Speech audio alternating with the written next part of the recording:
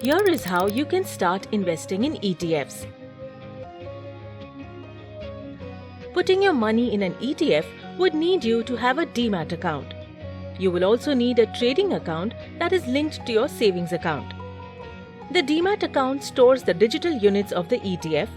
The trading account is used to select the ETF and make the transaction. Different stockbrokers offer different benefits to the users of their platform. So, research well to find the broker that offers you benefits that are useful for you. Once you find the right broker, open a trading account with them. To sign up, you will need to submit the required documents and complete the KYC process. The broker can also help you open a Demat account. Alternatively, if you already have a Demat account, you will need to link it to your trading account. After you have selected an ETF, click on the Buy button and enter the price and quantity of ETF units you wish to buy. Similar to investing in stocks, you can put a limit order, a cover order, or a market order for buying an ETF.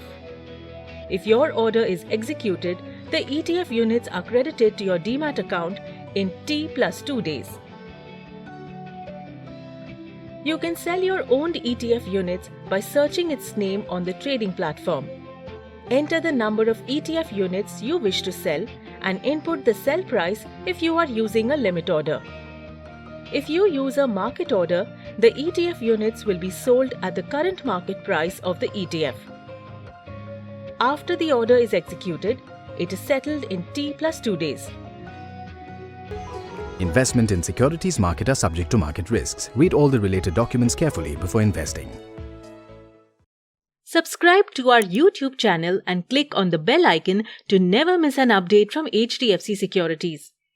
To watch all the episodes, click on the link in description.